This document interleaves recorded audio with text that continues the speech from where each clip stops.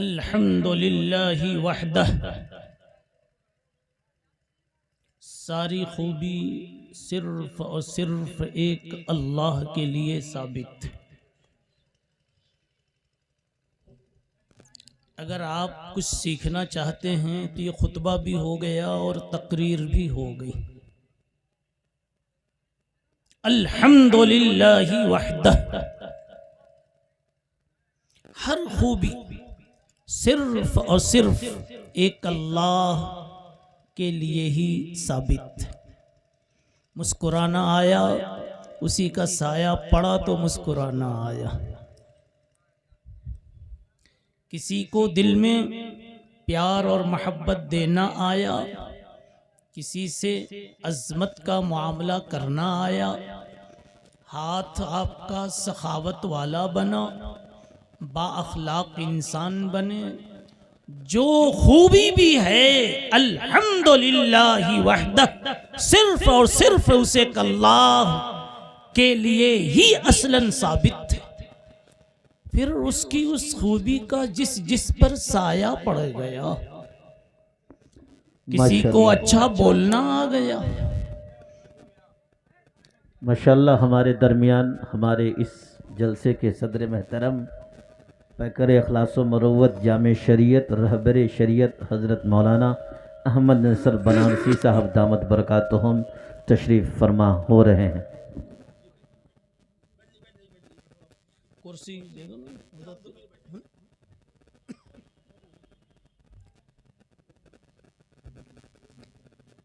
اب بیٹھ جاؤ بھائی، آرام سے بیٹھ جاؤ۔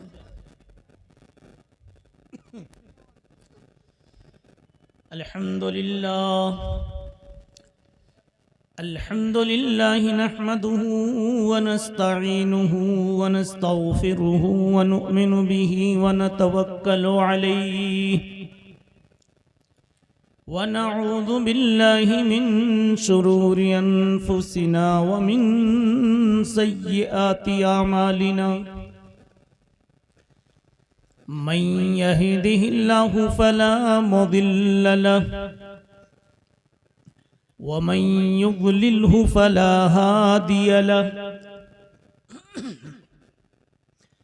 ونشهد أن لا إله إلا الله وحده لا شريك له، ونشهد أن سيدنا ونبينا ومولانا محمدا عبده ورسوله۔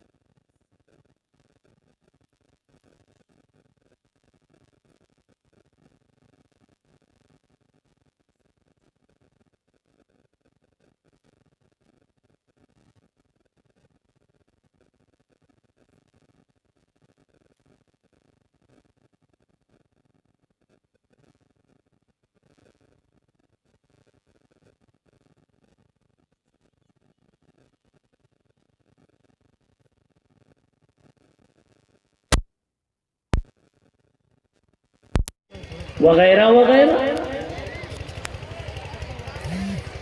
اس لیے ہم سے اور آپ سے تو اللہ نہیں پوچھے گا، اس میں دسیوں حکمتیں ہیں، لیکن انبیاء کرام علیہم الصلاۃ والسلام سے اللہ پوچھتا. بولو آؤ گے؟ پوچھا گیا محمد عربی صلی اللہ علیہ وسلم سے، آپ کا وقت ہو گیا، آؤ گے نا؟ فرشتے سے کہا اللہ کے نبی نے ایک غم ہے، اس غم کا علاج پوچھ کر آؤ، ایک فکر ہے اس فکر کا حل لے کر آؤ.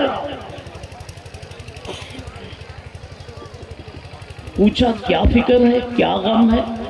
فرمایا مجھے غار حرا سے جب نبوت ملی اس وقت سے اب تک 23 سال مکمل ہو رہے ہیں.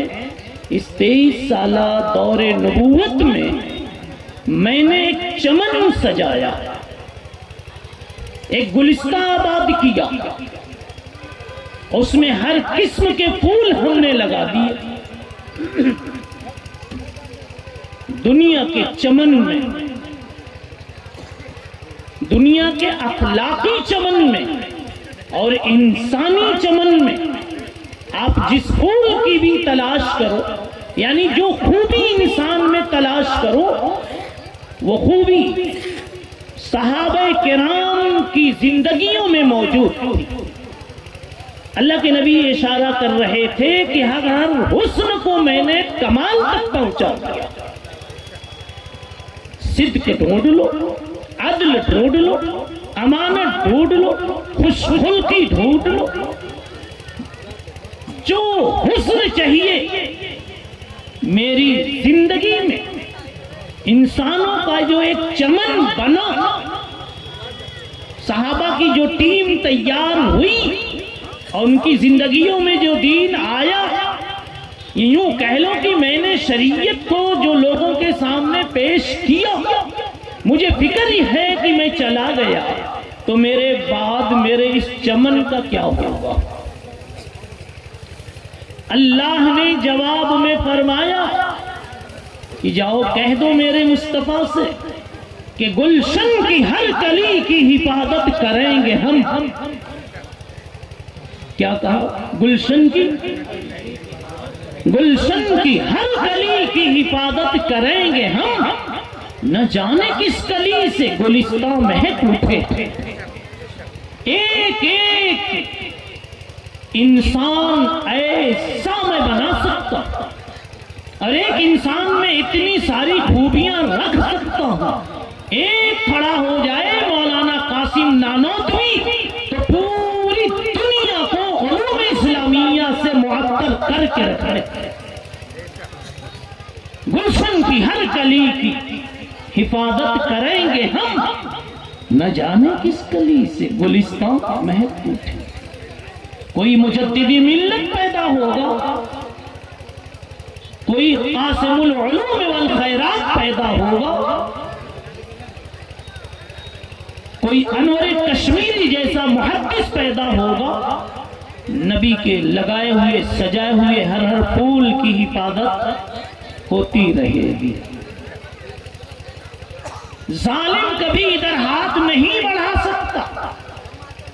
گویا ترجمہ اس کا یہ ہے کہ اگر کسی ظالم نے ہاتھ بڑھایا اور کسی نے گھورتی ہوئی نگاہ سے اس چمن کو دیکھا تو گویا رب کائنات اپنا فیصلہ یہ سنا رہا ہے کہ اس کے پنجے مڑوڑ دیے جائیں گے، آنکھیں پھوڑ دی جائیں گی.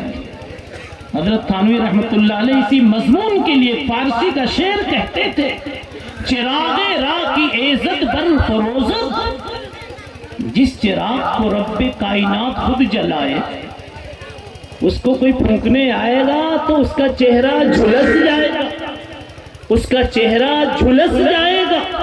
بھائی یہ کو ختم کر دو، صرف آواز رکھو.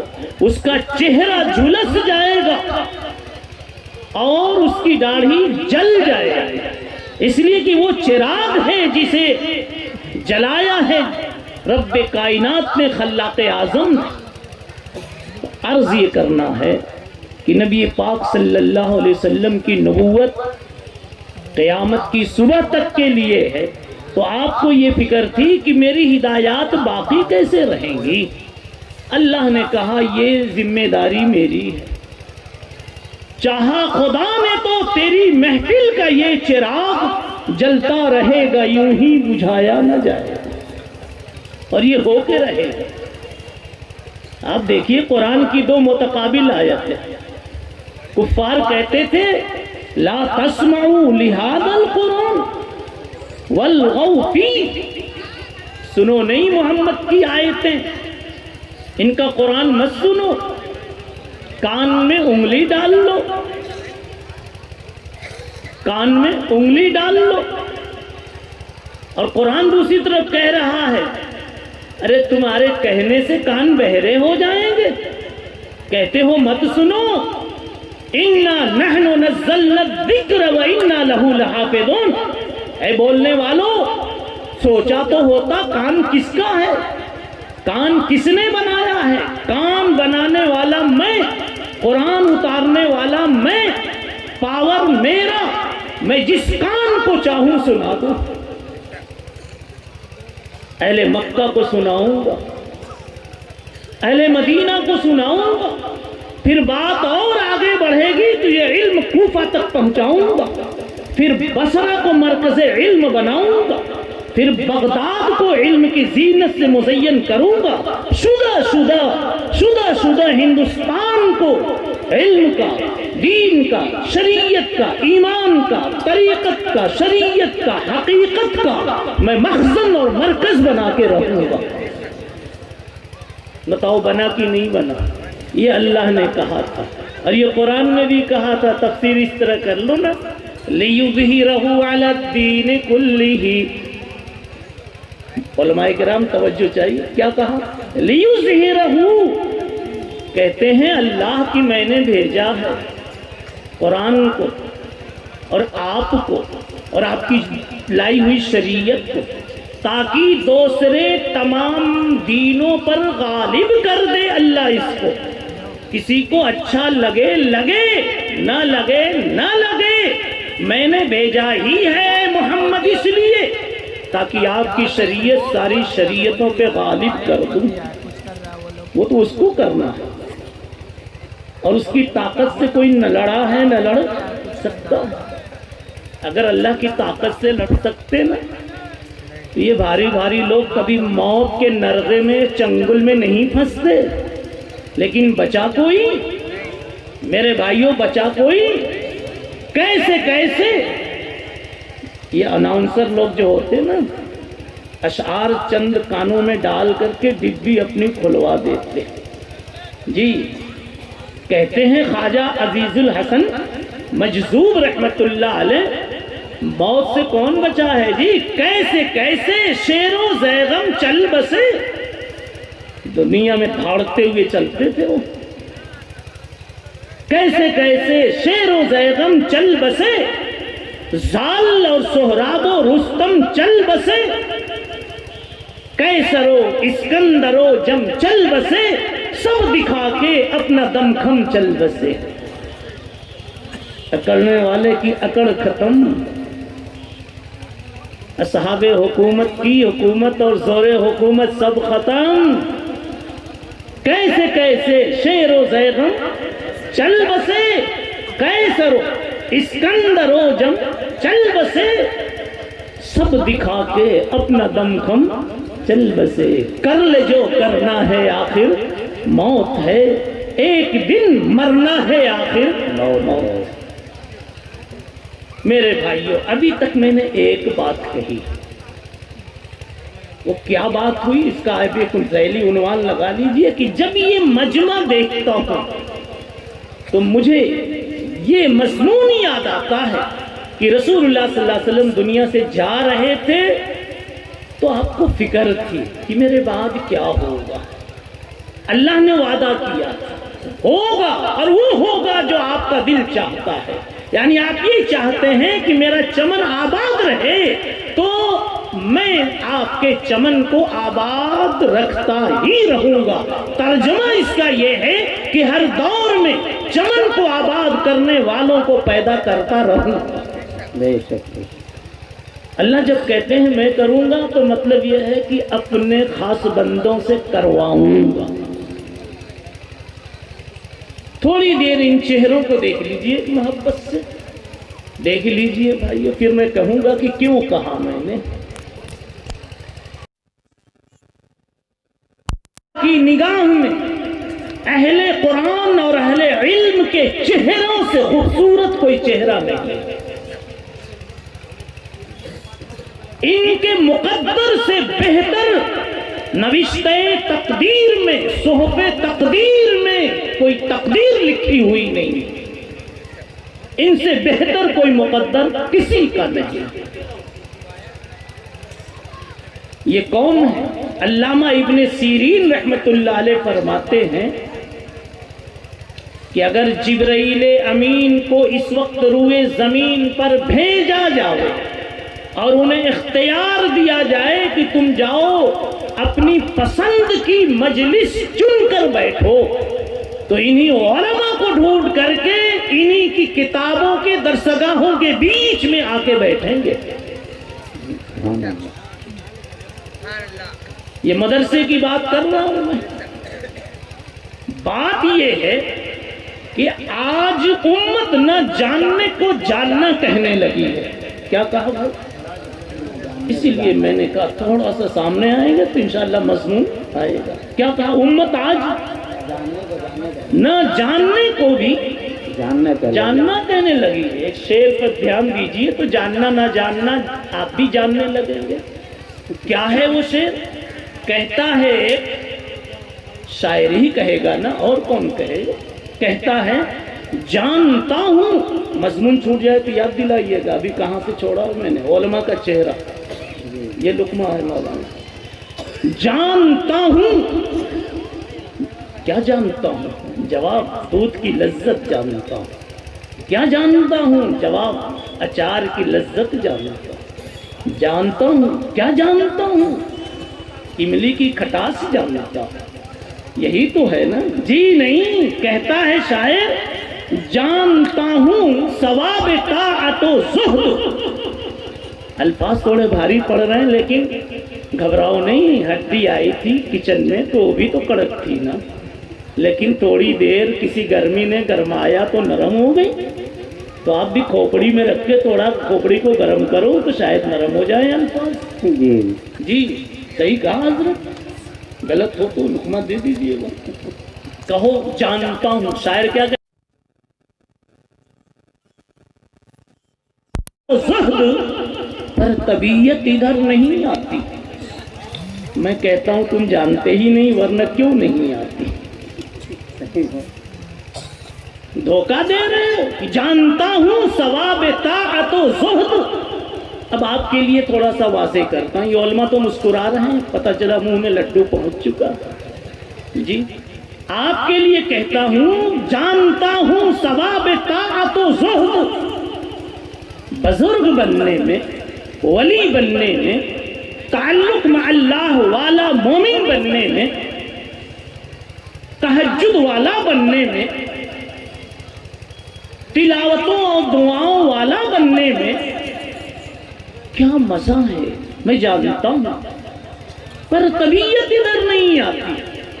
یہ شاعر کہہ رہا ہے، اس پر میں کہہ رہا ہوں کہ یہ غلط کہہ رہا ہے کہ جانتا ہوں پھر طبیعت نہیں آتی.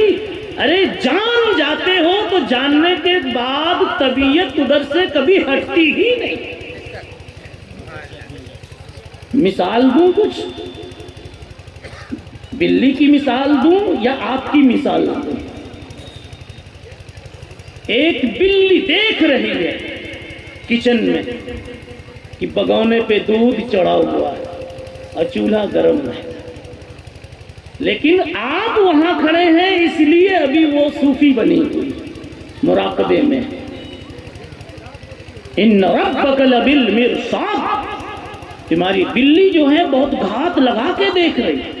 یہ گھات لگانا وہاں سے لیا گیا ہے، جیسے اللہ مجرموں کو گھات لگا کر کے دیکھتا ہے پھر پکڑتا ہے. جی بلی تھوڑی دیر انتظار کرتی تھوڑی دیر نہیں، جب تک کرنا ہے کرتی ہے، مگر بگونے سے نظر ہٹاتی نہیں۔ آپ جیسے ہی وہاں سے ہٹتے ہیں وہ بھول جاتی ہے کہ چولہے پر ہے، وہ بھول جاتی ہے کہ دودھ جل رہا ہے، منہ ڈالی ہی دیتی۔ میں نے اس سے پوچھا بلی کیا ہو گیا، گرم تھا دودھ تو کیوں منہ ڈال دیا؟ کہنے لگی تو عاشق نامراد دکھتا ہے۔ ارے جس کا عشق تمام ہوتا ہے، جس کے عشق میں کمال ہوتا ہے، وہ جلنے کی فکر نہیں کرتا۔ مجھے دودھ کی لذت کا پتہ ہے اور دودھ کی لذت کی میں دیوانہ ہوں۔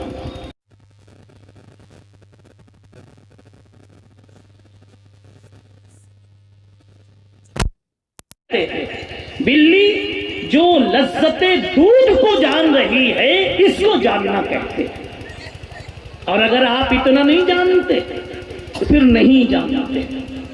اب آئیے بات تھوڑی جا رہی ابو طالب کی طرف۔ یہ یاد رکھیے کہ میں نے مدرسے کے لیے یہ بات کہی تھی، اصل میں مجھے یہ کہنا تھا وہ یہیں پورا کر دیتا ہوں کہ مدرسہ ہم جانتے ہیں مگر جانتے ہیں، یہ مجھے کل کہنا تھا۔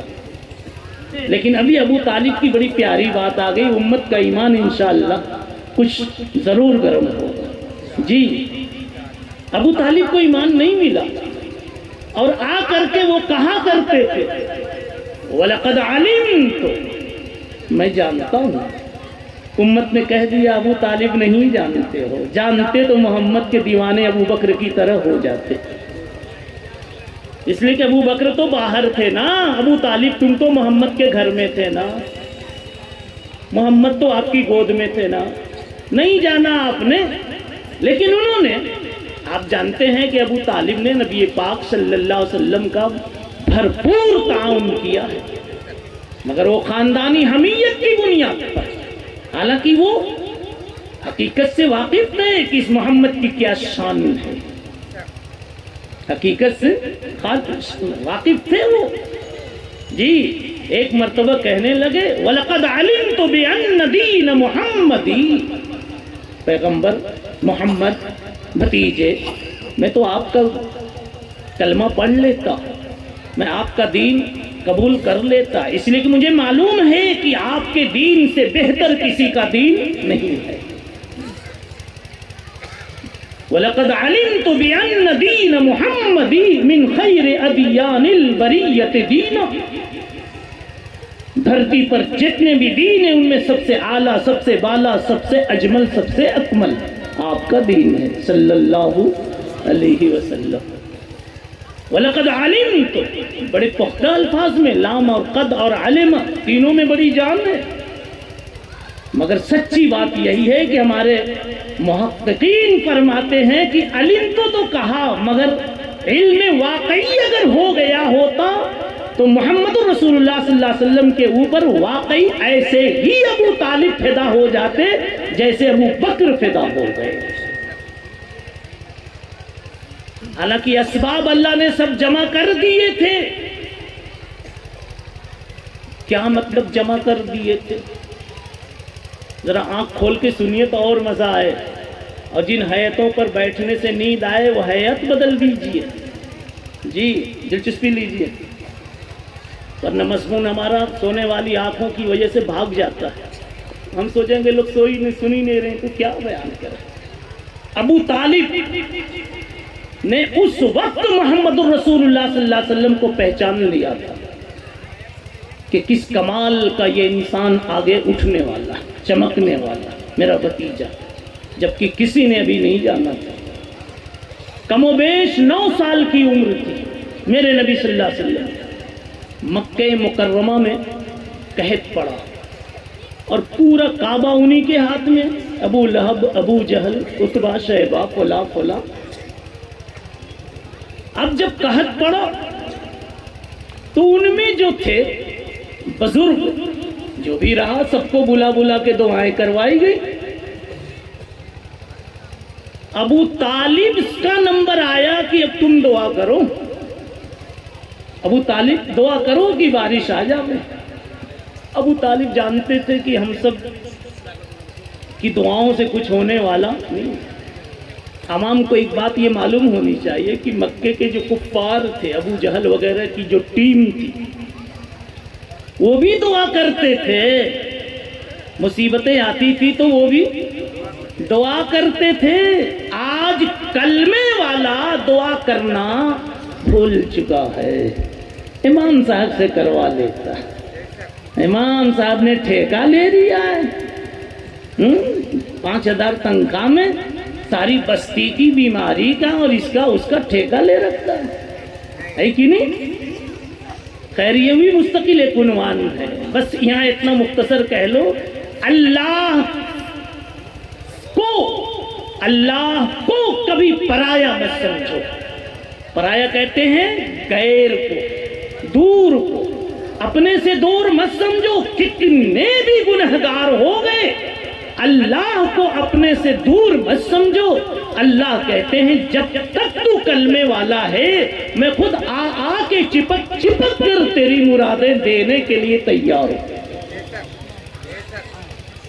موضوع بدل جائے گا، ورنہ یہ بھی کہا جاتا جی کتنے بھی گنہگار ہو جاؤ جی، بلکہ حضرت مولانا جلال الدین رومی رحمت اللہ علیہ نے تو یہاں ایک بات کہی، کہتے ہیں کہ اگر شب برات جیسی کوئی رات آ جاوے، شب قدر جیسی کوئی گھڑی آ جاوے، اور اس وقت مسجد میں 2 جماعتیں بیٹھی ہوں،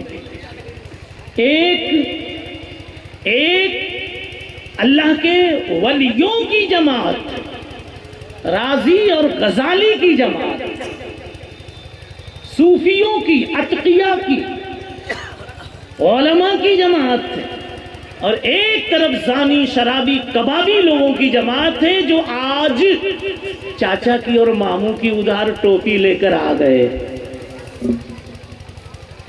بھائی نہیں مانگ لیتے، بھائی ماموں ٹوپی دے دو، آج بڑی رات ہے نا جی۔ اب اللہ دیکھتا ہے کہ دونوں طرف ہاتھ اٹھے ہوئے ہیں، نوازش کا معاملہ، قبولیت کا معاملہ کس کے ساتھ پہلے کیا جائے؟ جبرائیل یا کہہ لو کوئی بھی فرشتہ پوچھتا ہے یا اللہ جاؤں تو کن کے پاس دینے کے لیے پہلے جاؤں؟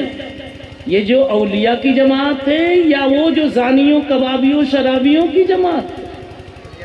یہ کسی حدیث کا مضمون نہیں بتا رہا ہوں، فرماتے ہیں اللہ کا کبھی نظام ایسا ہوتا ہے ٹوٹے ہوئے دلوں کو جوڑنے کے لیے کہ جب 2 جماعت ادھر بیٹھی ہو اور دونوں دعا میں مصروف ہو اور فرشتے یہ پوچھ رہے ہوں کہ جاؤں تو پہلے کدھر جاؤں، تو اللہ کہتے ہیں کہ جو میرے اولیاء ہیں، جو متقین ہیں، جو راضی غزالی ہیں، جو نانوتوی اور تھانوی ہیں، ان کے پاس تو بعد میں جانا، یہ تو میرے پکے ہیں، یہ پائیں نہ پائیں پانے کی اور ڈھونڈنے کی لذت ہی میں مست رہتے ہیں، یہ کہیں جانے والے نہیں ہیں۔ البتہ وہ جو آج ادھار ٹوپی لے کر آ گئے، شب برات کو غسل کر کے آ گئے جی، یہ کبھی نہیں آتے۔ اگر ان کو دینے میں دیر کرو گے تو یہ یوں سمجھیں گے کہ یہاں ہم جیسوں کا کوئی حصہ نہیں رہا، تو ہم سے مایوس ہو کر کٹ جائیں گے۔ اور اگر ان کی تھالی میں پہلے ڈال دو گے، ان کے کٹورے میں جلدی سے ڈال دو گے اور ان کے دل کو اطمینان ہو جائے کہ ہاں ہم کو بھی مل رہا ہے اور مل سکتا ہے، تو یقیناً یہ جب واپس ہوں گے دعا کا ہاتھ منہ پر پھیر کر تو کہتے ہوئے جائیں گے کہ یہ دربار الہی ہے۔ ہم نے تو کچھ اور سمجھا تھا، اس اللہ کا دربار ہے جس کا حوصلہ سب سے اعلیٰ، سب سے بالا، سب سے بڑا، جس کا دل بہت بڑا کہ اتنے زنا، اتنی شرابیں، اس کے بعد بھی جو مانگا تو مل گیا۔ تو یہ کیا کہیں گے؟ یہ خوش ہو کر کہیں گے یہ دربار الہی ہے، یہ دربار الہی ہے، یہاں اپنوں کا کیا کہنا، یہاں سے ہاتھ خالی غیر بھی جایا نہیں کرتے۔ یہ بات سب ضمن آ رہی ہے، پھر مجھے وہیں پہنچنا ہے اور واپس آپ لوگوں کو ساتھ دینا ہے جی۔ تو بات ابو طالب کی چھڑی تھی جی۔ ابو طالب نے کہا، کیا کہا؟ کہا نہیں، کہا تو ہو گئی بات، ابو طالب کو میرے مصطفیٰ صلی اللہ علیہ وسلم کے چہرے پر نور کا جتنا حسن معلوم تھا، آپ نے جتنا دیکھا تھا، سدھرنے کے لیے بہت کافی تھا، سدھرنے کے لیے بہت کافی تھا۔ تو اس میں ایک کڑی میں بتا رہا ہوں اس کی، کہ 9 سال کی کم و بیش عمر ہے رسول اللہ صلی اللہ علیہ وسلم کی، مکے میں قحط پڑا ہوا ہے، دعائیں ہو رہی ہے۔ بیچ میں میں نے کہہ دیا کہ ابو جہل کی بھی دعا ہوئی، ابو سفیان کی بھی ہوئی، عتبہ شیبہ جمیع کفار کی ہوئی، جو بھی صنادید قریش میں تھے جی، لیکن بارش نہیں ہوئی۔ آج ابو طالب کا نمبر ہے، یہ بڑے میاں دعا مانگیں گے، یہ اپنے دل میں سوچنے لگے میرے مانگنے سے تو کچھ ہونے والا ہے نہیں، البتہ میرا بھتیجا اتنا خوبصورت ہے، اتنا مقدر اس کا اچھا ہے، لگ رہا ہے یہ بڑا چمکنے والا ہے، لے چلتا ہوں، اسی بھتیجے کو ساتھ میں رکھ کر اللہ کو بلاؤں گا، ہو سکتا ہے اللہ اس کی برکت سے سن لے۔ تو ابو طالب محمد عربی صلی اللہ علیہ وسلم کو لے کر آئے اور کعبۃ اللہ سے چپکا دیا، پیٹھ لگا دی اور یوں اور چہرہ اوپر کر دیا اور کہہ دیا اے اللہ، ہم مکے والے اگر تیری بارش کے حقدار نہیں ہیں تو کیا یہ محمد کا چہرہ بھی اس قابل ہے کہ پیش کر دیا جائے اور آپ کا غصہ ٹھنڈا نہ ہو؟ کیا یہ چہرہ بھی ایسا ہے کہ دکھا دیا جائے اور اللہ آپ کے لبوں پہ مسکراہٹ نہ آوے؟ بس اتنے میں تو چھم چھما چھم چھم چھما چھم بارش آنی شروع ہو۔ بتاؤ ابو طالب نے دیکھا کہ نہیں دیکھا؟ ارے دیکھا کہ نہیں دیکھا، لیکن پھر بھی ہدایت نہیں ملی۔ اس کا ایک راز یہ تو اہل دل بتاتے ہیں، اہل طریقت بتاتے ہیں، میں یہیں تھوڑا سا کہہ کے نکل جاؤں۔ اصل میں ابو طالب کی محبت میں، جستجو میں یا نبی کی خدمت میں اگر مگر کی باتیں، اور ابو بکر صدیق بغیر اگر مگر کے چن لیے گئے، بات نہیں سمجھ میں آئی، اب سمجھ میں آئے گی، تھوڑا سا کھولنا پڑتا ہے۔ ایک جوان کو کہیں تھوڑا سا نگاہ کا لفڑا ہو گیا تھا، ٹھیک ہے، ادھر سے تھوڑا سا سگنل ملنے لگا، لیکن یہ کبھی یوں کہتا بارش ہو رہی، کبھی یوں کہتا وہاں راستے میں 2-4 لوگ کھڑے، کبھی یوں کہتا آج فرصت نہیں ملی۔ کچھ بات سمجھ میں آ رہی ہے؟ تو اس نے ایک بہت مشہور شعر لکھ کے بھیج دیا، جس کا ایک مصرع تو سب کو یاد ہے، دوسرا کسی کو یاد ہوگا۔ وہ کیا؟ تو ہی اگر نہ چاہے بہانے ہزار۔ پہلا مصرع کیا ہے بتاؤں؟ پہلا مصرع ہے اسی کا ہے، خاتون کا ہے، حضرت مسجدوں میں آپ سناتے رہتے ہیں، اس خاتون کا ہے، کیا ہے؟ کیسا گلا رقیب کا، وہ لڑکی لکھتی ہے، کیسا گلا رقیب کا، کیا تانے اقربا، یہ کیا کہے گا، وہ کیا کہے گا، گالی دے گا، مکہ مارے گا۔ ارے عشق جب کامل ہو جاتا ہے تو خوش انجامی بد انجامی کو عاشق بھول جاتا ہے، نہ وہ یہ دیکھتا ہے کہ کیا آئے گا، نہ وہ یہ دیکھتا ہے کہ کیا جائے گا۔ وہ لڑکی نے کہا تھا، کیا کہا تھا؟ دہرائیے، کیسا گلا رقیب کا، کیا تانے اقربا، تو ہی اگر نہ چاہے بہانے ہزار ہیں۔ یہ بات بالکل ابو طالب پر فٹ ہو رہی ہے، ابو طالب پر فٹ ہو رہی ہے، اسی لیے اللہ نے ابو طالب کا انتخاب نہیں کیا صحابیت کے لیے، اور ابو بکر کا انتخاب بہت پہلے کر دیا۔ تورات میں ابو بکر کے مقام و مرتبے کی باتیں بیان کی گئی۔ اب آئیے امت کو انشاءاللہ اس سے بھی ایمان مضبوط ہوگا۔ ایک روایت سناتا ہوں امام سیوطی کی کتاب الخصائص الکبریٰ کے حوالے سے۔ میرے نبی صلی اللہ علیہ وسلم کی عمر ابھی صرف 20 سال ہے، ابو بکر بھی 1 سال یا 2 سال کم اسی کے آس پاس ان کی بھی عمر تھی، تو 19-20 کے یہ دونوں حضرات ابھی نبوت نہیں ملی ہے، حضرت کب ملے گی؟ آگے 20 سال کے بعد۔ مگر میرے نبی میں، ابو بکر میں، دونوں میں دوستی، اور تجارت کی لائن کی بھی دوستی پہلے سے تھی، اور تجارت کی غرض سے ملک شام اس وقت جانا پڑتا ہے، جیسے آپ بڑے بڑے شہروں میں جاتے ہیں اپنے دھندے کے لیے۔ ایک مرتبہ اللہ کے نبی ابو بکر کے ساتھ ملک شام میں تجارت کے لیے گئے، رات میں سوئے۔ ذرا بہت دھیان سے سنو، بڑا مزہ آئے گا۔ جی جی، رات میں سوئے، صبح میں جب اٹھے، ابو بکر صدیق نے رات میں کوئی خواب دیکھا تھا اور چاہتے تھے کہ میں کسی کو نہ بتاؤں۔ کیوں؟ اس لیے کہ ساتھ میں جو محمد ہیں وہ ابھی آج صرف محمد ہیں، ساتھی ہیں، پتہ نہیں کہ آگے چل کر امام الانبیاء بننے والے۔ تو وہ چاہتے تھے کہ میں کسی کو نہ بتاؤں یا پوچھوں تو کس سے پوچھوں؟ تو ان کے خیال میں آیا کہ اس وقت عیسائی علماء کا دور ہے، تو جو سب سے بڑا عیسائی عالم ہو اس کے سامنے یہ بات رکھوں۔ تو نبی پاک صلی اللہ تعالی علیہ وسلم سے سو کر اٹھتے ہی کہنے لگے کہ اے محمد، آپ ذرا چائے وائے ناشتہ واشتہ بنائیے، جو ہم لوگ جیسے کہتے ہیں، یہ تعبیر ہے، میں ذرا گاؤں میں ایک ضرورت سے جا رہا ہوں، پھر واپس آ کر ملتا ہوں۔ یہ نہیں بتایا خواب دیکھا ہے۔ سنو جی، انشاءاللہ ضرور ہلکا سا مسکرا دو گے جی، اور دل تو پورا مسکرا دے گا جی۔ ابو بکر چلے گئے، ابو بکر چلے گئے، گاؤں میں پوچھا سب سے بڑا تورات کا عالم کون ہے؟ بتایا گیا فلاں۔ اس سے پوچھا بھئی میں نے یہ خواب دیکھا ہے جی۔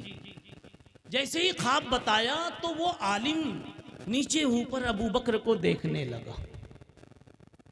کس درجے کا خواب ہے اور کس درجے کا یہ انسان ہے۔ بڑی دیر تک دیکھا، عظمتوں بھری نگاہ سے دیکھا، اور پھر کہنے لگا ابو بکر اپنا خواب سینے میں دفن کر دو، تعبیر بھی جو بتاؤں تو سینے میں دفن رکھنا، کہنا نہیں کسی کو۔ کیا واقعی تو نے خواب دیکھا؟ کہا دیکھا۔ کہا اگر تو نے واقعی دیکھا ہے تو تیرا خواب بتا رہا ہے کہ وہ آخری نبی جس کی خبر پچھلی کتابوں میں، انجیل میں، تورات میں آ چکی، اور جس کی خبر پچھلے نبیوں نے دی ہے، وہ آخری نبی اس کے آنے کا وقت بالکل قریب آ چکا ہے، اس کے آنے کا وقت، اس کے ظہور کا وقت بالکل قریب آ چکا ہے۔ اور تیرا خواب یہ بھی بتا رہا ہے کہ جب وہ آخری نبی آئے گا تو اے ابو بکر تو پوری زندگی ان کا وزیر اور مشیر اور مددگار بن کر کے رہے گا، اور جب وہ دنیا سے جائیں گے تو ان کے مرنے کے بعد تو ان کا خلیفہ بنے گا۔ تکون لہ وزیرا فی حیاتہ، تکون لہ وزیرا فی حیاتہ وخلیفۃ لہ بعد وفاتہ۔ ابو بکر کو پہلے دن معلوم ہو گیا اسی موقع پر، لیکن ابو بکر کو یہ پتہ نہیں تھا۔ کیا پتہ نہیں تھا؟ یہ پتہ نہیں تھا کہ یہی محمد آخری نبی بننے والے صلی اللہ علیہ وسلم۔ بھائی مزے سے تو سن رہے ہیں نا؟ یہ ایکو والے ذرا میرے اوپر رحم کر دیتے تو شاید مضمون اور اچھا آتا، مجھے پسند نہیں ہے یہ سب۔ ہاں، یہ مشاعرے نے یہ لعنتیں سب یہاں لا کے سمیٹ دی، واہ واہ والی اور پیسے والی اور یہ یوکو پھیکو والی، بازار کی منڈی بنا لیا اس کو۔ جی حضرت، اے بھائی بوتل ووتل سے مت کھیلو، کچھ نہیں، کسی کو پرمیشن نہیں، چپ چاپ بیٹھے رہو۔ کہتے ہو کہ مجلس نبی ہے، خالی عوام کے لیے ہے۔ دلچسپی لو، کیا چل رہا تھا حضرت؟ ہٹو۔ مرنے کے بعد اے ابو بکر آپ اس آخری نبی کے وزیر بنو گے، کیا ہے؟ خلیفہ بنو گے۔ اور زندگی بھر وزیر بنو گے۔ حضور پاک صلی اللہ علیہ وسلم کو وقت پر نبوت مل گئی 40 سال کی عمر میں۔ آپ نے ابو بکر نے جھٹ پٹ قبول کر لیا، تھوڑا بھی ایوں کیوں نہیں کیا، اگر مگر نہیں کیا۔ یہ بات یہیں سے چلی تھی، ابو طالب نے اگر مگر کیا تو اللہ نے بھی ادھر ادھر کر دیا، ان کو نہیں دیا ایمان جی۔ اور ابو بکر نے تھوڑا بھی اگر مگر نہیں کیا تو اللہ نے وہ مقام دیا کہ آپ کو نبی کی خلافت نصیب فرما دی۔ جیسی آپ کی قربانی ویسی رب کائنات کی مہربانی۔ اب آگے کیا ہوا؟ جب میرے نبی نبی ہو گئے اور ابو بکر صحابی بن گئے تو ایک دن باتوں باتوں میں ابو بکر نے پوچھ دیا، ایسی لطف لینے کے لیے، ایمان لانے کے لیے نہیں، ایمان تو لا چکے، پوچھتے ہیں مد دلیل علی ما تدعی یا رسول اللہ، آپ کی نبوت کی دلیل کیا؟ دیکھیے مولانا، کچھ چیزیں، کچھ سوالات صرف لذت اور استلزاز کے لیے یا استعظام کے لیے، اور بھی غرضیں ہیں، البلاغت الواضحہ میں اس طرح کے سوالات ہوتے ہیں۔ ابو بکر نے یہ چاہا کہ میں پوچھوں، اللہ کے نبی کی زبان سے سنوں کہ دیکھو نبوت کی دلیل کیا بتاتے ہیں۔ پوچھا مد دلیل علی ما تدعی یا رسول اللہ، آپ کی نبوت کی دلیل کیا ہے؟ تو آپ نے فرمایا ابو بکر تم پوچھتے ہو؟ کیا کہا؟ ابو بکر تم پوچھتے ہو، بتا دوں میری نبوت کی دلیل۔ میری نبوت کی دلیل تیرا وہ خواب ہے جو 20 سال پہلے تو نے ملک شام کے سفر میں دیکھا تھا۔ رؤیا کلتی اریتھا بالشام، یہ حدیث کے جملے ہیں۔ رؤیا کلتی اریتھا بالشام، تو نے دیکھا نہیں تھا، تجھے دکھایا گیا تھا۔ بات جہاں جاتی ہے وہاں دوسری کڑی بھی چھلک کر آ جاتی ہے۔ اب آپ کو سوال ہے ابو بکر کے ساتھ اوپر سے اتنے کرم کا معاملہ پہلے دن سے کیوں؟ اریتھا، دکھایا گیا تھا، سوال بنا نا؟ ہاں، ہم کو بھی دکھا دیتے اور ہمارا بھی مقدر بن جاتا۔ جی نہیں، سنیے، شکر نہ ڈالو تو فیکٹری بھی ہو پھر بھی چائے میٹھی ہونے والی نہیں ہے۔ صحیح ہے کہ نہیں ہے؟ بات یہ ہے کہ صحابی بننے کے بعد ابو بکر کی زندگی نے ثابت کر دیا، ابو بکر کی زندگی نے ثابت کر دیا کہ محمد مصطفیٰ صلی اللہ علیہ وسلم پر فدائیت، شیدائیت اور قربان ہونے کا یا محبت کرنے کا جو اعلیٰ درجہ ابو بکر کو حاصل تھا وہ سارے صحابہ میں کسی کو بھی نصیب نہیں تھا۔ وہ سارے صحابہ میں کسی کو بھی نصیب نہیں تھا۔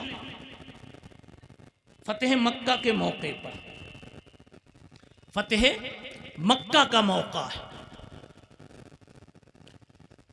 نبوت ملے کتنے سال ہو گئے ذرا بتائیے نا؟ مکے کے 13 سال، فتح مکہ کا 8واں سال، 20-21 سال گزر گئے۔ ابو بکر تو پہلے دن مسلمان ہو گئے اور ابو بکر کے ابا کو، ابو قحافہ کو ابھی بھی اسلام سمجھ میں نہیں آ رہا ہے۔ اس 21 سالہ محنت کے نتیجے میں فتح مکہ کے موقع پر ابو بکر کے ابا کو بھی اسلام سمجھ میں آ گیا۔ کہنے لگے بیٹا لے چلو محمد کے پاس مجھ کو بھی صلی اللہ علیہ وسلم۔ جی مجھ کو بھی لے چلو۔ چنانچہ ابو بکر کے والد لے کر کے آئے، ابو بکر اپنے والد کو لے کر کے آئے۔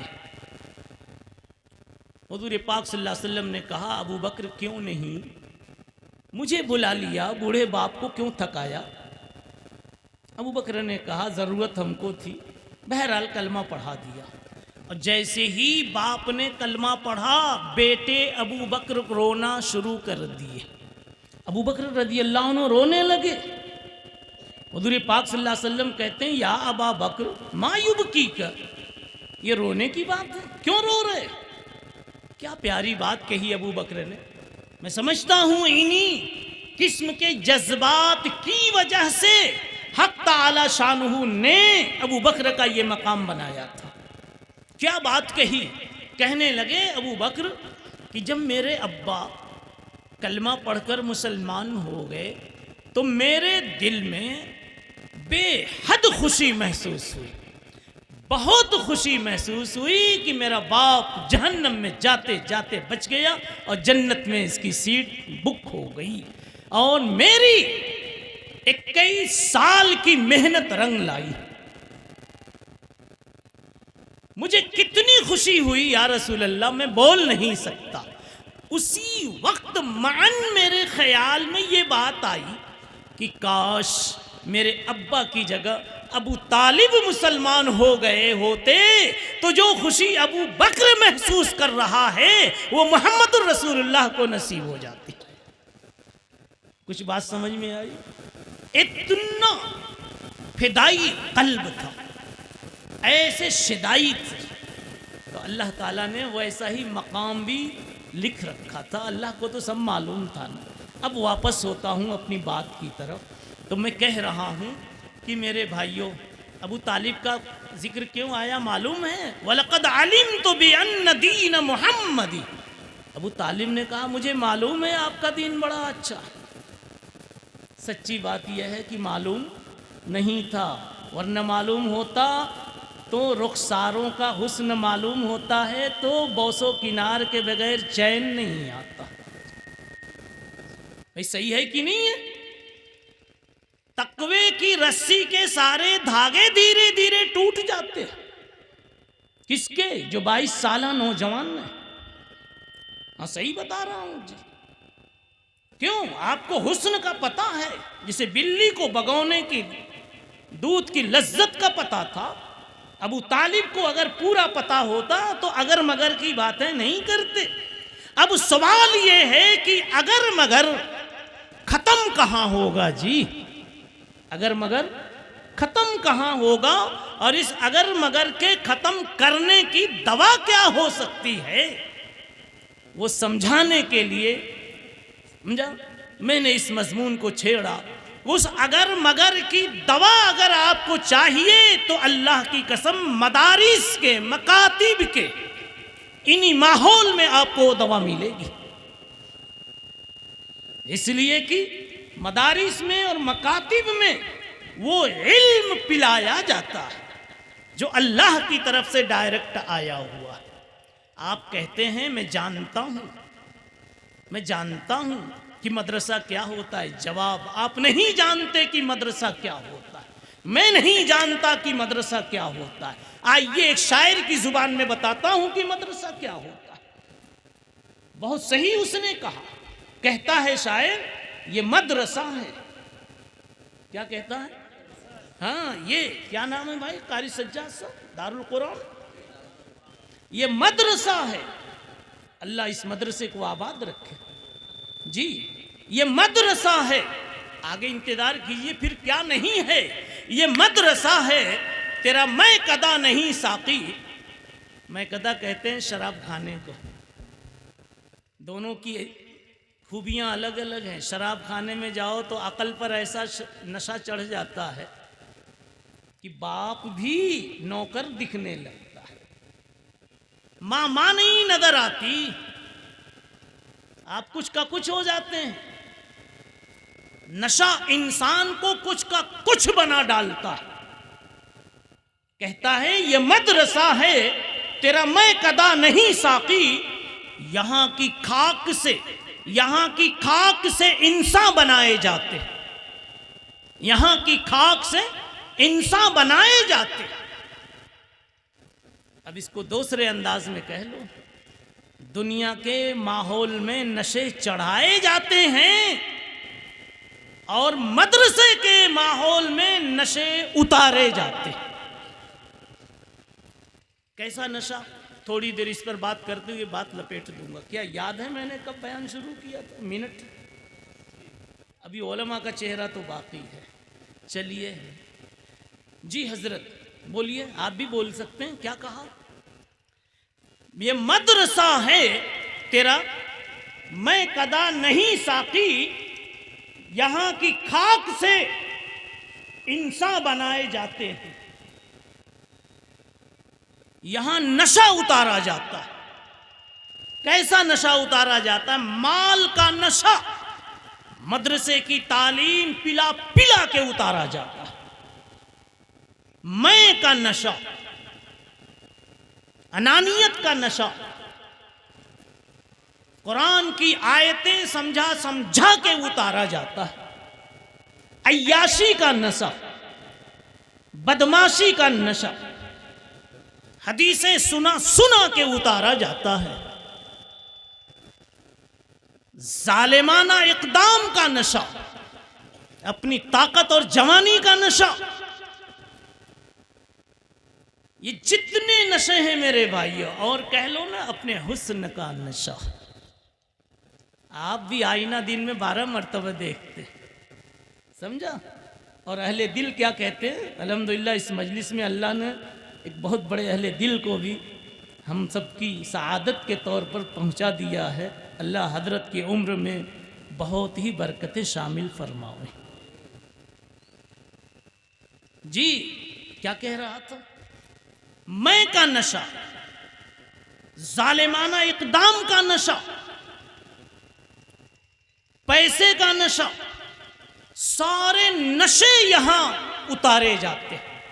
اور ایک نشہ چڑھایا جاتا ہے. ایک نشہ چڑھایا جاتا ہے. وہ کیا؟ چھن جائے اگر دولت کونین تو کیا غم. چھن جائے اگر دولت کونین تو کیا غم، لیکن نہ چھٹے ہاتھوں سے دامان محمد صلی اللہ علیہ وسلم. کیوں بھائی یہ نشہ؟ اب آئیے ان کا چہرہ دیکھ لیجئے. 12 سال کسی نے، 15 سال کسی نے، 20 سال کسی نے، اور جوانی کی قیمتی عمر مکمل کسی نے پڑھنے کے عنوان سے مدرسے کی ٹوٹی چٹائیوں پر گزار کر کے انہوں نے دکھا دیا ہے جی.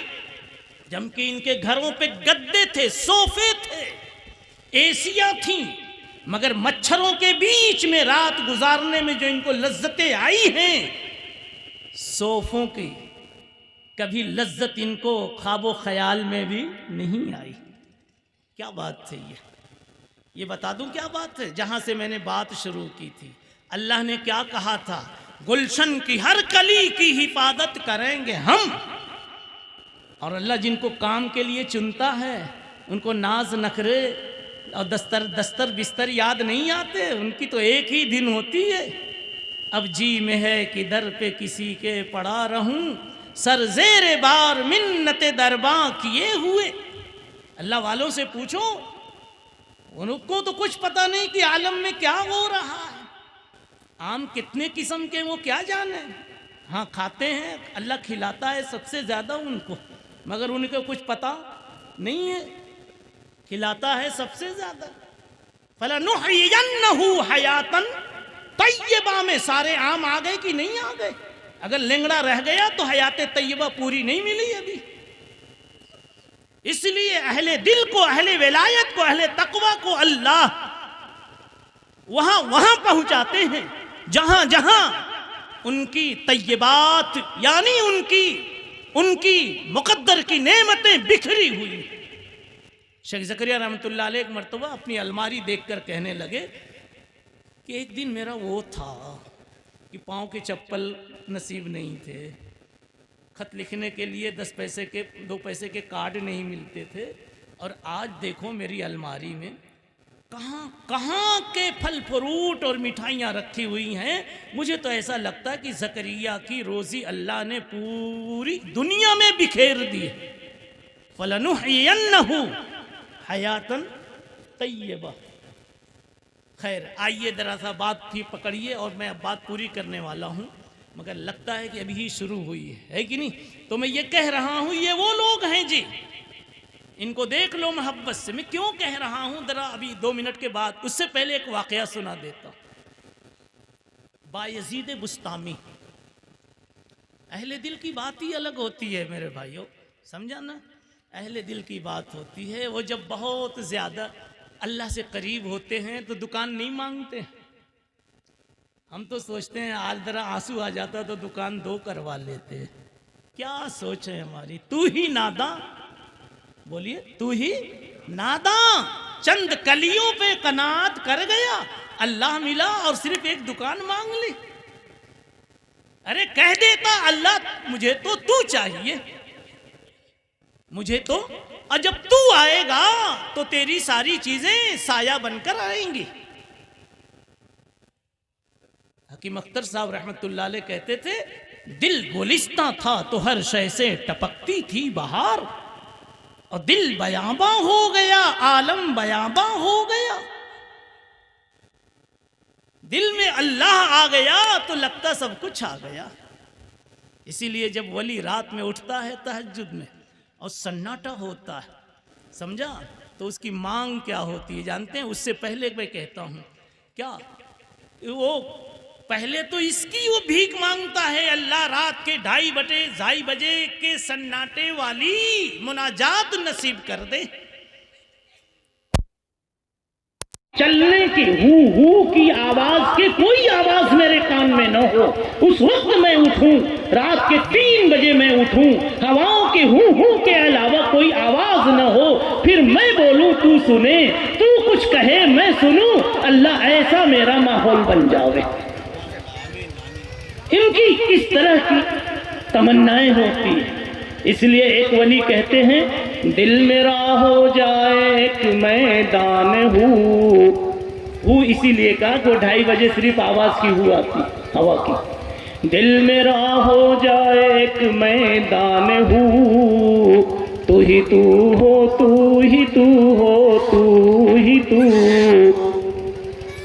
یہ ولی کی پکار ہوتی ہے، اور جب یہ ولی کی پکار ہوتی ہے اور اللہ اس کو سن لیتا ہے تو اب کہتا ہے اللہ تو نے یہ 3 بجے والی توفیق تو دے دی، راتوں کا اٹھنا تو دے دیا، اب تو آ جانا، اب تو آ جا، اب تو آ جا، اب تو خلوت ہو گئی، اب تو آ جا، اب تو خلوت ہو گئی، ساری دنیا ہی سے وحشت ہو گئی. دیکھا آپ نے، یہ اہل دل کی میں بتا رہا ہوں کیا مانگ ہوتی ہے. دکانیں نہیں مانگتے، لیکن چلو ہم دکان بھی مانگ لیں تو مانگنے کا سلسلہ تو شروع ہو گیا. مجھے یہ بتانا ابھی، اب میں کیا کہہ رہا تھا کچھ یاد ہے؟ میں یہ کہہ رہا تھا میرے بھائیوں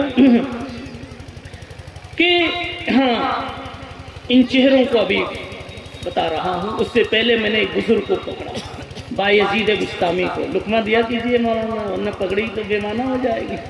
جی کیا کہا؟ بایزید بسطامی ایک گاؤں میں آئے،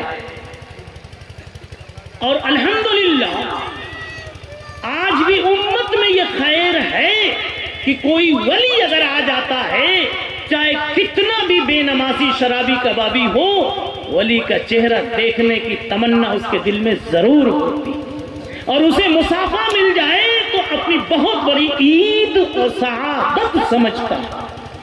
عید ہو جاتی اس کی. آج حضرت سے میں نے ساتھ ملا، بات ہے کہ نہیں؟ اتنی خیر ہے ابھی امت میں. تو بایزید بسطامی کا زمانہ تو بہت پہلے تھا. بہرحال حضرت اس گاؤں میں پہنچے. ایک نوجوان ایسے ہی کبابی جیسا تھا. وہ سوچ رہا تھا کہ بھائی ہم تو کیا ملیں گے، کم سے کم دیکھ تو لیں حضرت کو. تو دیکھنے کے لیے اچک کر کوشش کر رہا تھا. دیوار پر سمجھو کہ چڑھ کر کوشش کر رہا تھا. اس نے دیکھا کہ نہیں دیکھا، اس نے دیکھا کہ نہیں دیکھا، لیکن ایک دیکھنے والے نے اس کے دیکھنے کی کوشش کو دیکھ لیا. نہیں سمجھا؟ اس نے دیکھا کہ نہیں دیکھا، لیکن اللہ نے اس کے دیکھنے کی کوشش کو دیکھ لیا، اور اللہ نے اپنے دفتر میں لکھ لیا کہا آج میری سے نسبت رکھنے والے ایک ولی کو بڑے پیار سے دیکھنے کے لیے تو اچھل رہا تھا، تو ولی میرا تھا، تیری آنکھ دیکھنے کے لیے بے چین تھی، تو میں نے بھی تجھ سے اس ولی کی نسبت پر پیار اپنا لکھ دیا، تو آئے گا تو اسی ولی کے بازو میں تجھے بیٹھنے کی جگہ نصیب کروں۔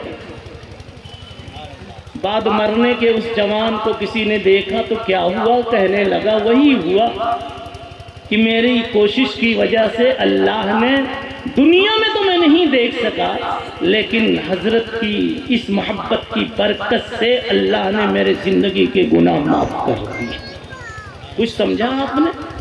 جی میں کہا کرتا ہوں کہ یہ جو مدارس ہیں نا، مدارس میں جنہوں نے داخلہ لے لیا پڑھنے کے لیے، پڑھانے کے لیے، سمجھا، ان کو گاؤں کا ایک مولوی ہونے کی حیثیت سے مت دیکھو، ان کو ایک دوسری حیثیت سے دیکھو۔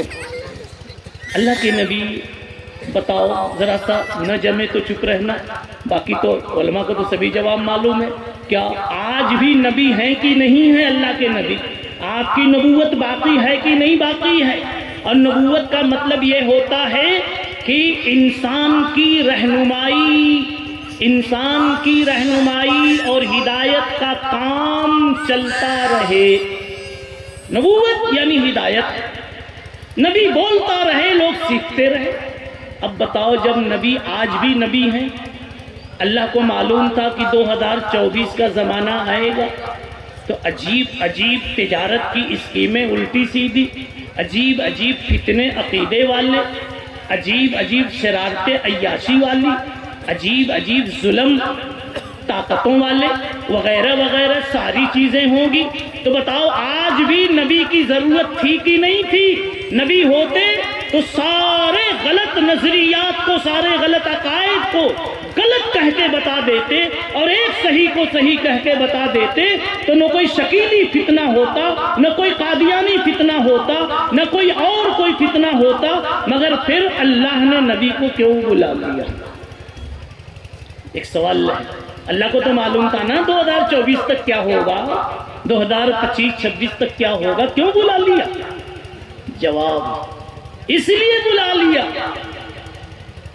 کہ اللہ کو پتا تھا کہ آپ چلے آئیں گے، پھر بھی آپ کے نائبین ایسے پیدا ہوتے رہیں گے کہ آپ کی دی ہوئی بنیادی ہدایات اور بنیادی اصولوں کی بنیاد پر، جن بنیادی اصولوں کو سامنے رکھ کر وہ آپ کے منشا کے مطابق امت کو گائیڈ کرتے رہیں گے، رہبری دیتے رہیں گے۔ اب بتاؤ، اللہ کے نبی جو اپنی آرام گاہ میں آرام کو تشریف لے گئے، تو کس پر بھروسہ کر کے گئے؟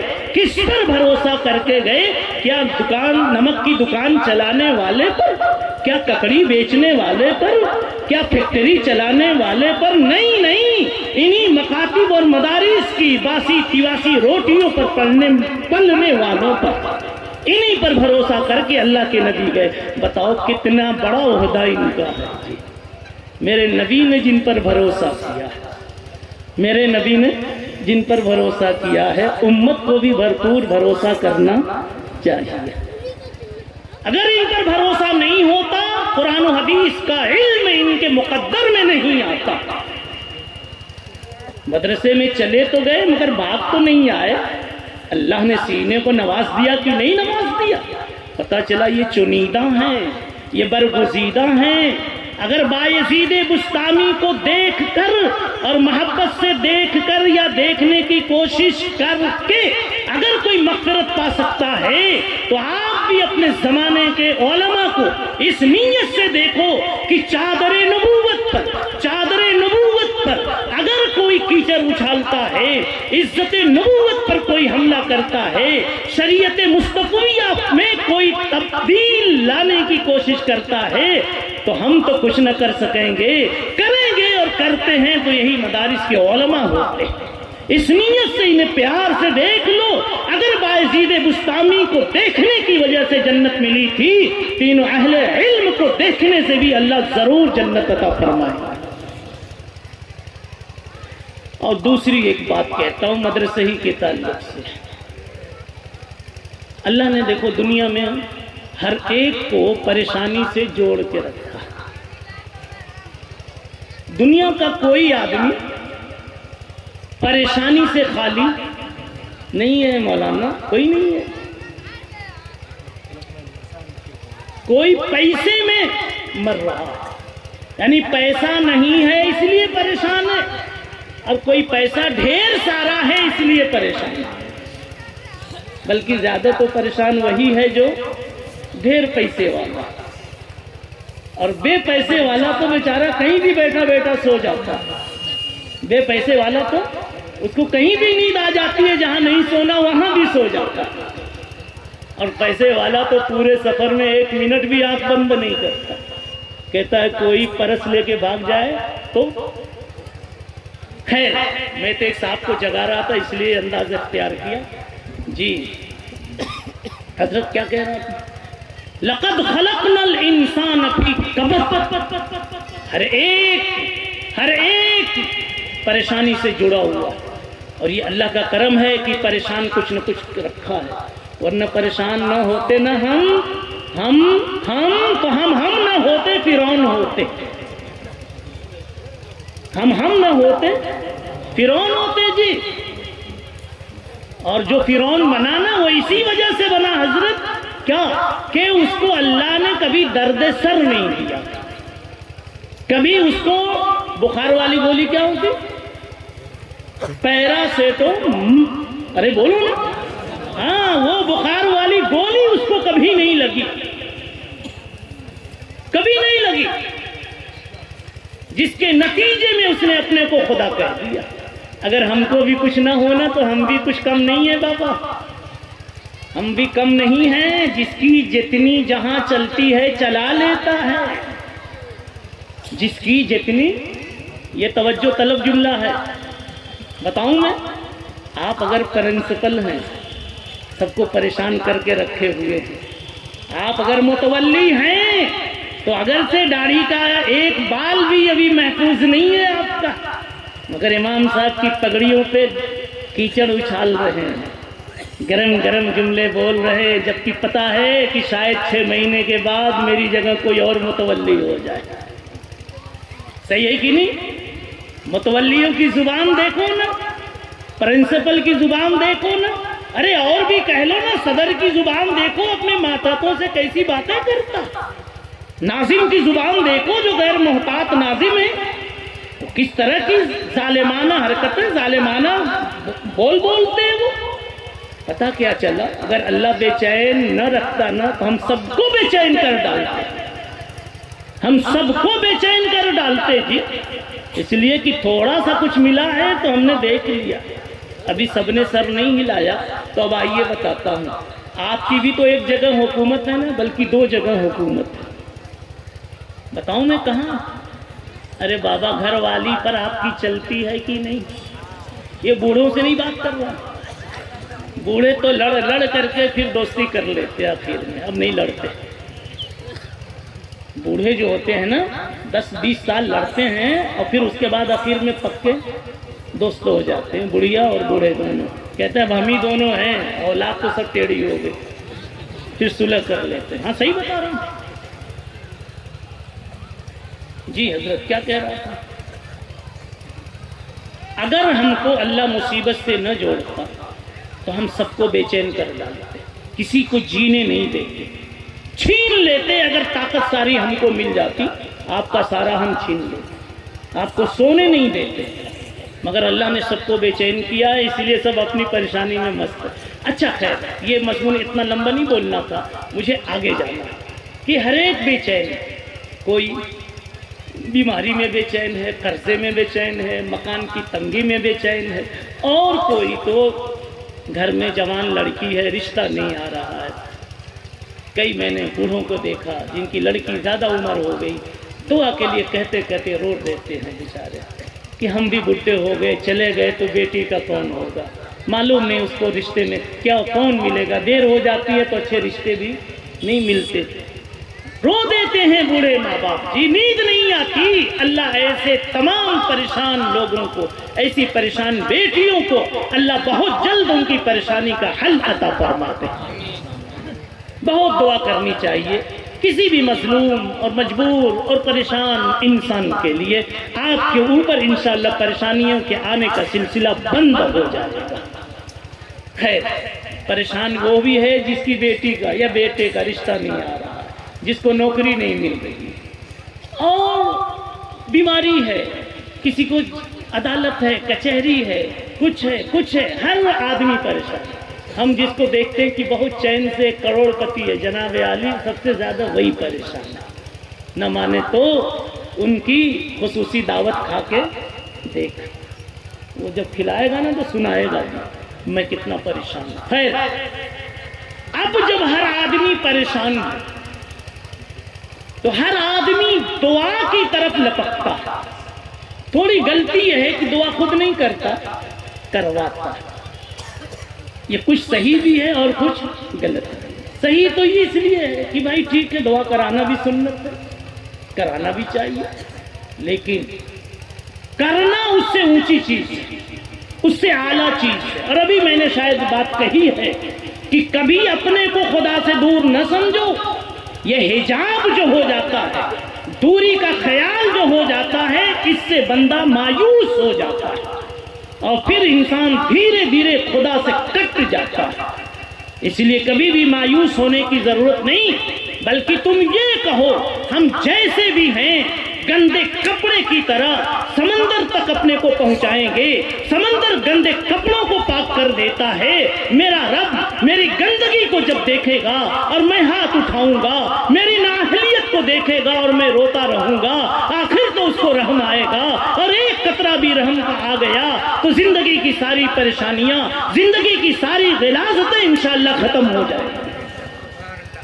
وہ غالب تھا جس نے غلط سمجھا تھا، وہ غالب تھا شاعر جس نے غلط سمجھا تھا۔ کیا کہا تھا؟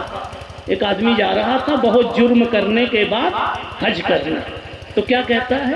وہ اپنے کو کہہ رہا تھا کعبہ کس منہ سے جاؤ گے غالب؟ یہ منہ لے کے کعبہ جا رہے ہیں؟ کعبہ سن رہے ہیں کیا؟ کہتا ہے اتنے مجرم ہو، شرابی کبابی زانی وانی کیا کیا جا رہے ہو حج کرنے، جیسے تم کہتے ہو بلی 100 چوہے کھا کے حج کو چلی۔ ہم بھی گاؤں میں کہتے ہیں یہ واہیات کم وقت، زندگی بھر تو شراب پیتا بھی حج کو چلا۔ مت کہو کسی کو کس نے کس کی تقدیر کا ورق دیکھا ہے جی، اور اپنی تقدیر کا کس نے دیکھا ہے، اور موسم بدلتے ضرور دیکھا ہے۔ آج تک ہماری تقدیر حسین دکھ رہی ہے، کئی موسم بدل گیا اور اس کی تقدیر حسین ہو گئی اور ہماری تقدیر خراب ہو گئی، پھر کیا کرو گے؟ پھر کیا کرو گے؟ خیر، کعبہ کس منہ سے جاؤ گے غالب؟ شرم تم کو مگر نہیں آتی؟ وہ اپنے کو کہہ رہا ہے، یعنی کعبہ کس منہ سے جاؤ گے غالب، شرم تم کو مگر نہیں آتی؟ حضرت مولانا محمد احمد صاحب پرتاپ گڑھی نور اللہ مرقدہ نے یہ شعر جب سنا تو کہنے لگے اس کو یوں کہو غالب دیکھو محروم کر رہا ہے، مایوس کر رہا ہے۔ ارے ہوتا تو میں یوں کہتا، کیا کہتا؟ میں کیا کہتا کہ میں اسی منہ سے کعبہ جاؤں گا۔ میں گندا ہوں تو کیا، گندہ ہی کپڑا تو سمندر میں جاتا ہے نا، دریا کے پاس جاتا ہے نا، میں اسی منہ سے کعبہ جاؤں گا، شرم کو خاک میں ملاؤں گا، ان کو رو رو کے میں مناؤں گا اور اپنی بگڑی کو یوں بناؤں گا۔ خیر، مایوس نہیں ہونا چاہیے، ہر ایک کو اللہ سے جس حال میں بھی ہو مانگو۔ میں نے ابھی کہا کبھی کبھی امام صاحب کو بعد میں ملے گا، آپ کو پہلے مل جائے گا، اس لیے کہ آپ کبھی آتے نہیں۔ اللہ کہیں گے کوئی نئی آواز دکھ رہی، کوئی نیا مرید آ گیا۔ کیا کہیں گے؟ کوئی نیا مرید۔ نئے مریدوں کو ذرا سا چائے اچھی پلائی جاتی، بیچارہ چپک تو جائے، بیچارہ چپک تو جائے۔ خیر، ضرورت ہر ایک کو ہے دعا کی، وہ کرواتا ہے، کرنا بھی چاہیے۔ اب آپ سوچیں گے میری دعا کیسے قبول ہوگی، وہی بتا کے میں شاید اب اٹھ جاؤں گا۔ جی دعا قبول ہونے کی بہت ساری وجہیں ہیں۔ ایک چیز میں بتا رہا ہوں، مکتب اور مدرسے کے جو بچے الف با تا سا پڑھتے رہتے. یہ نماز بھی پڑھتے ہیں تو آپ کبھی ان کی پڑھائی میں جا کے بیٹھ جاؤ, بیٹا کیا پڑھتا ہے پڑھتا, بس کسی بہانے چلے جاؤ. اور سب بچے کلاس والے بیٹھے, ذرا میں بھی سنوں, بیٹا سناؤ تو, تمہارا نواسا ہے تو جا کے بیٹھ جاؤ, بیٹا ہے تو جا کے بیٹھ جاؤ, گاؤں کا ہے تو جا کے بیٹھ جاؤ اور سنو.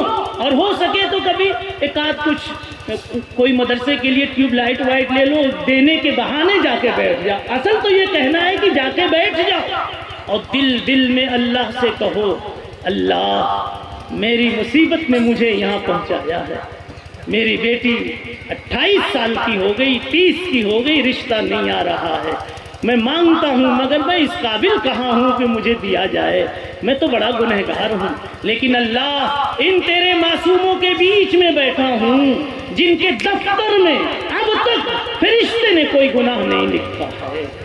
یہ صبح سے جب کرتے ہیں تو ہاتھ دھو کر سب سے پہلے اپنے ہاتھ میں جو چیز پکڑتے ہیں وہ کلام اللہ شریف ہے, اور رات میں جب سونے جاتے ہیں تو سب سے لاسٹ میں اپنے ہاتھ سے جو چیز تاپ پہ رکھتے ہیں وہ بھی کلام اللہ شریف ہے. مولا اس سے بہتر دھرتی پر کس کے ہاتھ ہوں گے, کن کی نگاہیں ہوگی, کس کا وجود ہوگا. اللہ ان کے بیچ, ان معصوم بچوں کے بیچ بیٹھ کر میں اپنی پریشانی تجھ کو سنا رہا ہوں. اللہ ان کا سایہ, ان کی برکت, ان کی رحمت یا اللہ اس وقت مجھے گھیر رہی ہیں, یا اللہ میرا کام بنا دے. مجھے امید ہے کہ جب اس عاجزی کے ساتھ ان معصوموں کو مقام دو گے اللہ آپ کی مراد پوری کر دیں گے, آپ کی مراد پوری کر دیں گے. اجی ایک مرغی کو دانہ دے کے جا کے مانگو مسجد میں یا مصلی پر گھر میں بیٹھ کے, اتنے پہ اللہ کو رحم آ جاتا ہے. حوالہ دو اللہ, تیری ایک مخلوق کو, مرغی کو میں دانہ کھلا کے آیا ہوں, اس لیے کہ میں خود پریشانیوں میں مبتلا ہوں, شاید تو خوش ہو گیا ہوگا تو اس کی برکت سے میری مراد پوری کر دو. یہ وہ لوگ ہیں کہ ان کے سائے میں جہاں یہ نماز پڑھیں وہاں پڑھو, اللہ سے یوں کہو انشاءاللہ آپ کی مرادیں پوری ہو جائیں گی. وقت چونکہ ہو گیا, مضمون تھوڑا بکھرا, مگر سب سمیٹتے ہوئے مجھے مجموعی طور پر مدرسے کی عظمت کو بتانا تھا, اور مدرسے سے جنم لینے والے, تیار ہونے والے علماء کرام کے مقام کو بتانا تھا. اور درمیان میں نے یہ کہا کہ یہ مدرسہ ہے, تیرا میں قدم نہیں ساتھی. یہاں سے ہر نشہ اتارا جاتا ہے اور میں قدم میں ہر نشہ چڑھایا جاتا ہے. بازار میں نشے عیاشی کے, مال کمانے کے, جھوٹ بولنے کے, الٹی سیدھی قسمیں کھا کے مال بیچنے کے, سارے نشے بازار میں, ماحول میں, معاشرے میں, ادھر ادھر. لیکن نشہ اتارنے کی ایک جگہ ہے جس کا نام دارالعلوم ہے, دارالقرآن ہے, جس کا نام درسگاہ ہے, جس کا نام مکتب ہے. میرے بھائیوں ان مکاتب کو پیار سے دیکھو, اس کی عظمت کو سمجھو. دوسرے مقررین حضرات علماء کرام اور مشائخ آپ کے سامنے اور تفصیل سے رکھیں گے, مگر آپ سمجھیں آپ کے اور ہمارے سامنے آج یہ مدرسے ہیں, قرآن ہے, یہ سب امانت ہے. یہ ممبر و محراب ہیں, یہ سب امانت ہیں. یہ مسجد کے منارے ہیں, یہ سب امانت ہے. کس کی امانت ہے؟ محمد الرسول اللہ صلی اللہ علیہ وسلم کی چھوڑی ہوئی امانت ہے. اس کی حفاظت کرنا صرف مولوی کی ذمہ داری نہیں ہے, ہر کلمے والے کی ذمہ داری ہے. اگر آپ اپنے گھر پر رنگ و روپ کبھی کراتے ہیں, سوچ لیا کرو کم از کم کہ مسجد کا منارہ ذرا سا ناصاف دکھ رہا ہے, اس پر بھی تو رنگ و روپ ہونا چاہیے. اپنے گھر پہ جھاڑو دیتے ہو تو کم سے کم مسجد کی چٹائی اٹھا کر کے جھاڑ کو دیا کرو کہ مصلی آتے ہیں, گرد و غبار لگتے ہیں. اتنا تھوڑا سا پیار کرو, اللہ کو آپ پر پیار آنا شروع ہو جائے گا. اللہ تعالی ہم سب کو اپنے پیاروں میں, اپنے متقبلین میں, متقین میں, اولیاء میں اللہ شامل فرماوے. زندگی بھر کی لغزشوں کو, گناہوں کو, خطاؤں کو اللہ ہم سب کے حق میں معاف فرما دے دے. جو کچھ بھی کیا دانستہ نادانستہ اللہ تعالیٰ سب کو معاف کر دے اور اگلی زندگی اللہ پاکیزہ مقدر فرما دے. وآخر دعوانا ان الحمد للہ رب العالمین.